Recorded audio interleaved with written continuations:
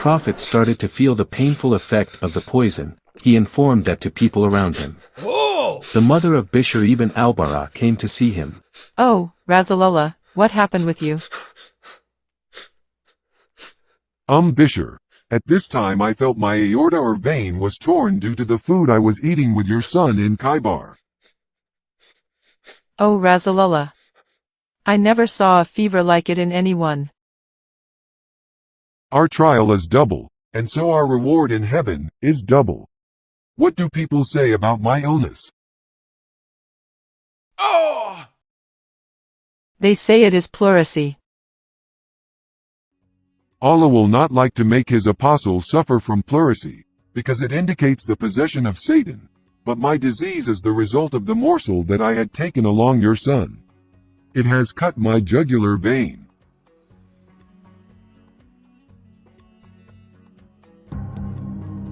I am the messenger of Allah.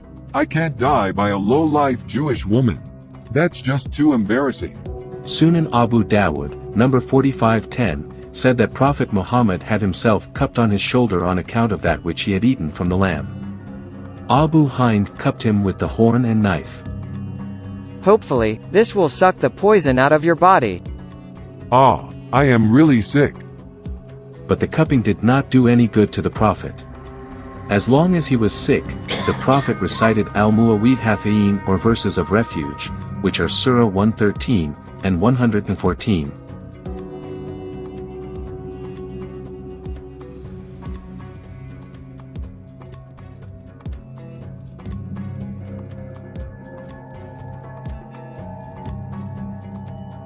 And then he blew the air over his body while rubbing his face. This is an obvious attempt to recover.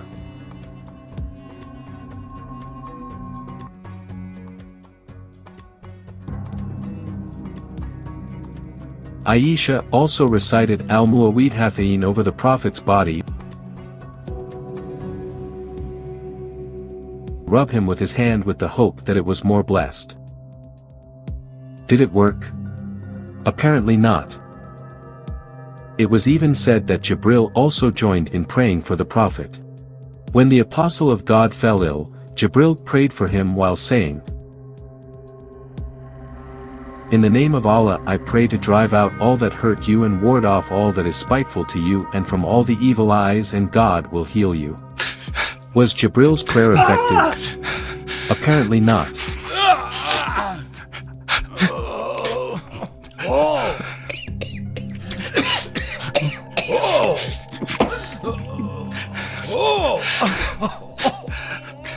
Sirah Nabawiyah, page 679, by Ibn Hisham.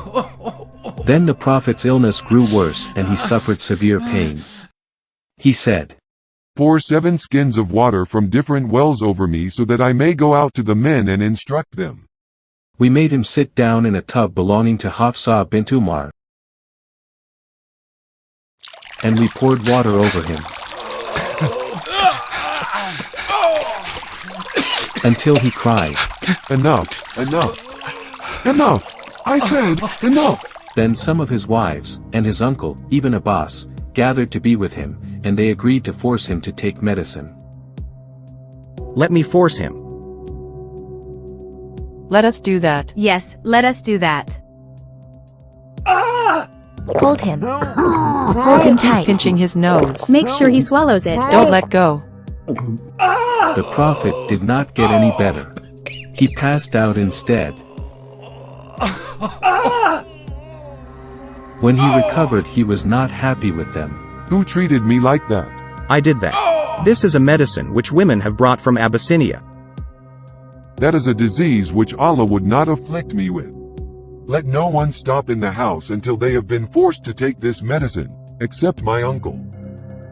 So, as a retaliation for what they did to him, he forced his wives to take the same medicine as well.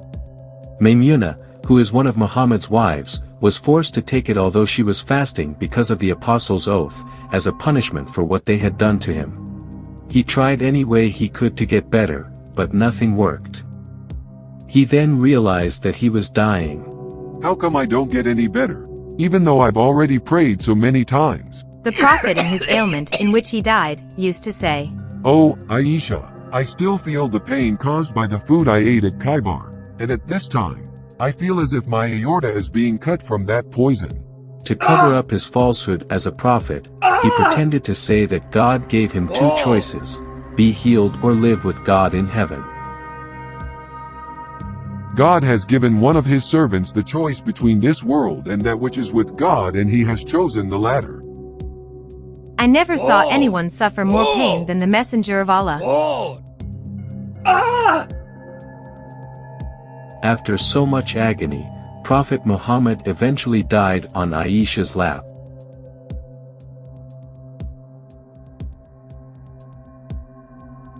The Sahaba did not bury Prophet Muhammad for 3 days. They just let his corpse rotten in his room during that period of time. Perhaps they thought he would rise again on the 3rd day, like, you know who. Who? Me?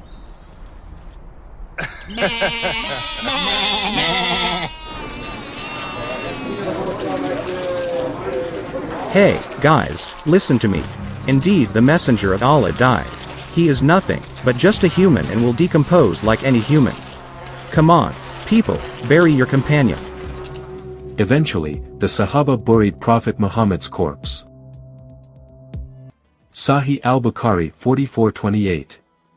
Narrated Aisha, the Prophet in his ailment in which he died, used to say, O Aisha, I still feel the pain caused by the food I ate at Khaybar, and at this time, I feel as if my aorta is being cut from that poison.